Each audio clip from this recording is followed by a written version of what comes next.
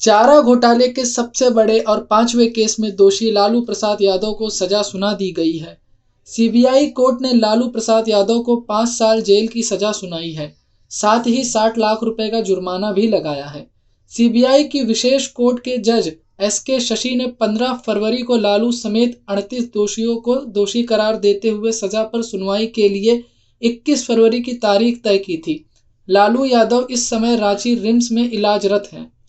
CBI की विशेष अदालत ने लालू प्रसाद यादव को आईपीसी की धारा 409, 420, 467, 468, 471 के साथ षड्यंत्र से जुड़ी धारा 120 बी एवं भ्रष्टाचार निवारण अधिनियम की धारा 13(2) के तहत दोषी करार दिया है।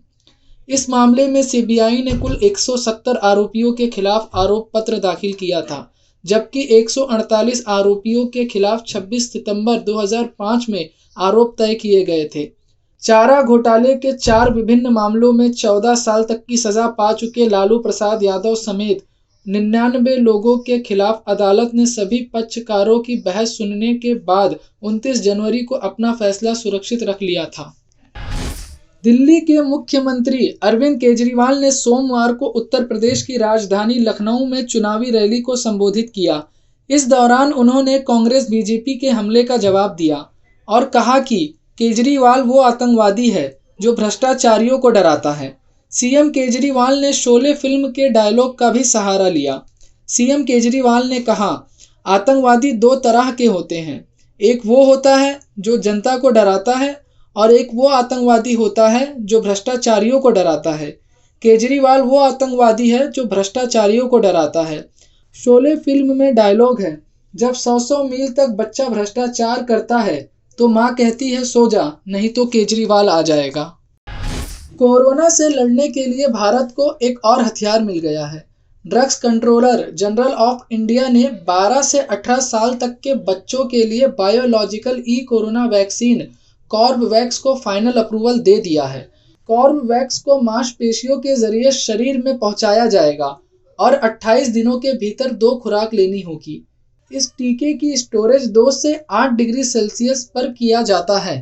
इससे पहले 14 फरवरी को डीसीजीए की एक्सपर्ट कमेटी ने कुछ शर्तों के साथ बायोलॉजिकल के कोविड-19 टीके कॉर्बवैक्स का आपात इस्तेमाल करने की मंजूरी देने की अनुशंसा की थी। नीति आयोग के सदस्य वीके पॉल ने कहा था कि टीकाकरण की अतिरिक्त जरूरत और इसके लिए और अधिक आबादी को शामिल करने की समीक्षा नियमित तौर पर की जाती है।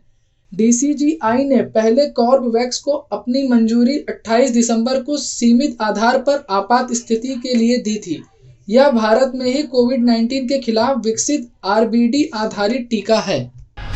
कांग्रेस की अंतरिम अध्यक्ष सोनिया गांधी ने आज यूपी विधानसभा चुनाव के लिए वर्चुअली एक रैली को संबोधित करते हुए यूपी की योगी सरकार और केंद्र की मोदी सरकार पर तीखे हमले बोले। सोनिया ने कहा, कोरोना काल में लॉकडाउन के दौरान कारोबार बंद था और आपने मीलों पैदल चलने के दर्द को सहा, लेकिन मोदी योगी सरकार ने गैर जिम्मेदाराना काम किया और आपके दर्द के बावजूद आपकी ओर से मुंह फेर कर आंखें बंद कर ली। सरकार ने आपको कोई सुविधा उपलब्ध नहीं कराई। गौरतलब है कि आबादी के लिहाज से देश के सबसे बड़े राज्य यूपी में 7 चरणों में मतदान हो रहा है। राज्य में अब तक 3 चरणों के वोट डाले जा चुके हैं। राज्य में वैसे तो सत्ताधारी बीजेपी और समाजवादी पार्टी के अलावा कांग्रेस और बहुजन समाज पार्टी और आम आदमी पार्टी भी मैदान में है, लेकिन मुख्य मुकाबला बीजेपी और सपा के बीच ही होने की संभावना है। लखनऊ से लखीमपुर खीरी तक के मतदाता 23 फरवरी को चौथे चरण के लिए मतदान करेंगे। सोमवार को चौथे चरण के लिए चुनाव प्रचार खत्म हो गया है। पहले 3 चरण में 403 सीटों में से 172 सीटों पर वोट डाले जा चुके हैं। 9 जिलों की 59 सीटों पर चौथे चरण में वोट डाले जाएंगे। इस चरण में 624 उम्मीदवारों की किस्मत ईवीएम में कैद होगी। चौथे चरण में रायबरेली क्षेत्र में भी विधानसभा चुनाव होंगे, जिसे गांधी परिवार का गढ़ माना जाता है।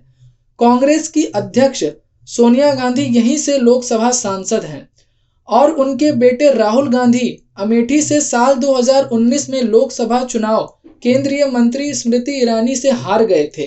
चौथे चरण में यूपी की कांग्रेस प्रभारी प्रियंका गांधी के इलेक्शन मैनेजमेंट की भी परीक्षा होगी। अगर अवध क्षेत्र के पिछले 2 विधानसभा चुनावों के नतीजों को देखें तो जो पार्टी इस क्षेत्र में जीत दर्ज करती है, सरकार उसी की बनती है। 2022 के विधानसभा चुनाव में प्रमुख दलों के बीच गठबंधन नहीं होने के कारण असमंजस की स्थिति है।